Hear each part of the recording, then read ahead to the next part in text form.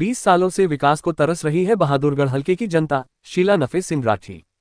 स्वर्गीय नफे सिंह का पूरा परिवार हमेशा रहेगा जनता की सेवा में समर्पित, शीला नफे सिंह राठी।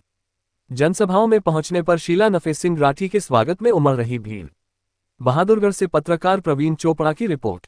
इनेलो बसपा गठबंधन प्रत्याशी शीला नफे सिंह राठी लगातार भावनात्मक भाषणों से मतदाताओं पर गहरा असर छोड़ रही हैं।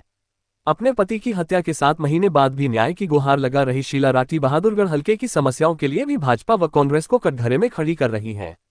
उन्होंने कई कार्यक्रमों में पहुंचकर लोगों से चश्मे का बटन दबाकर अन्याय के विरुद्ध इस लड़ाई में उनका पूर्ण साथ देने की अपील की। लोगों ने भी शीला नफे सिंह राठी को अपना पूर्ण समर्थन देने का भरोसा दिलाया। गांव सराय औरंगाबाद, सांखोल, मानठी, टांडाहेरी, नया गांव, कसार, वार्ड 26, 27, 30, 12, 14, 11, 10, 9 व 8 में जनसभाओं को संबोधित करते हुए शीला नफे सिंह राठी ने कहा कि बहादुरगढ़ की आवाज बन चुके पूर्व विधायक नफे सिंह राठी को गंवाने के बाद भी उन्होंने हिम्मत नहीं हारी है। वे आज उनके जैसे बुलंद हौसले के साथ हलके के हर नागरिक के हित में चुनाव लड़ रही हैं। शीला नफे सिंह राठी की आंखों में आंसुओं के साथ ही चट्टानी हिम्मत देखकर मतदाता प्रभावित हो रहे हैं।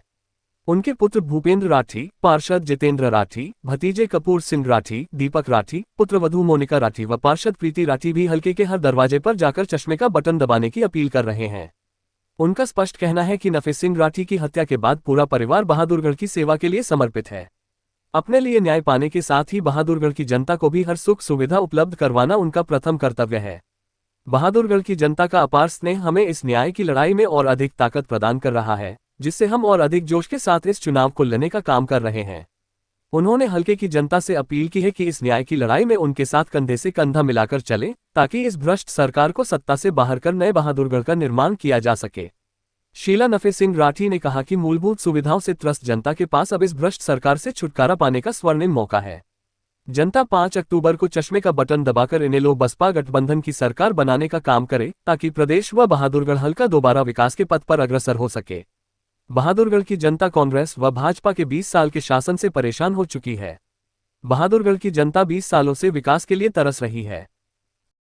रिस्पांस तो आप मेरे पीछे देख रहे हो।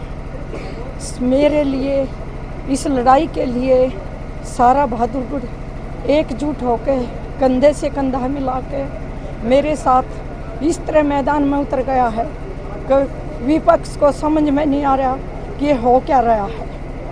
और मुद्दे तो इस शहर में इतने हैं, अब मुद्दों की तो बात कोई पूछो ही मत।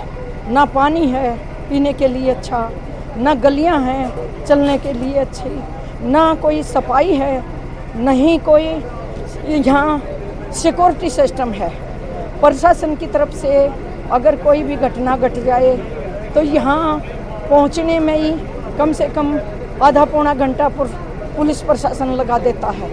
उस परिवार के ऊपर जो बीतती है वो मैं भोग भी चुकी हूँ और भोग भी रही हूँ, क्योंकि ये सरकार इतनी निकम्मी सरकार कभी ना पहले किसी ने देखी होगी और ना कोई देखना पसंद कर रहा। अब फिलहाल जो चल रहा है, 10 साल लगातार कांग्रेस सरकार का राज रह गया, 10 साल बीजेपी का सरकार का राज रह गया, और दोनों तरह 10 साल नीचे से ऊपर तक सेंटर में भी हरियाणा में भी बीजेपी की सरकार है।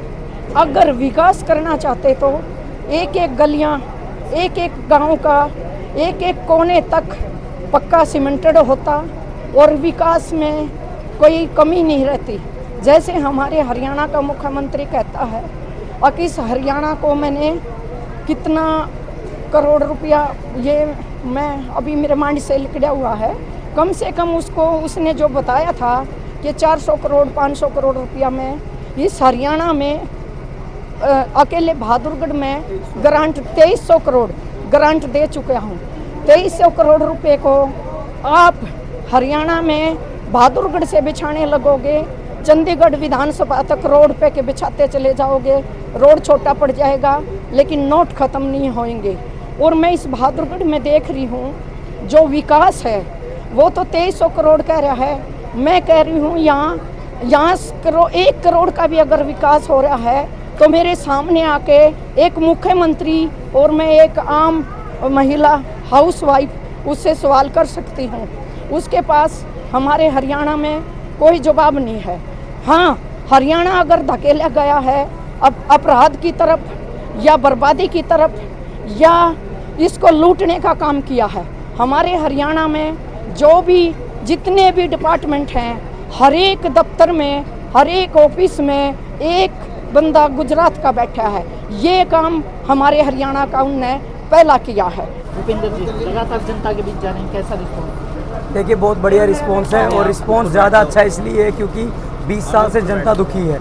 एक खेल खेला गया यहाँ, कभी कांग्रेस की सरकार कभी भाजपा की सरकार, लेकिन जनता को सिर्फ और सिर्फ धोखा मिला है। उस धोखे से निजात पाने के लिए उन्होंने अपना मन बना लिया और आने वाली 5 तारीख का वो इंतज़ार कर रहे हैं। 5 तारीख का दिन होगा, चश्मे का चुनाव चिन्ह होगा, ये वो अपना मन बना चुके हैं। और जब 8 तारीख को आप ईवीएम खुलेगी तो शीला नफेस सिंह राठी जी भारी बहुमत से जीतकर बहादुरगढ़ में एक इतिहास रचने का काम करेंगे।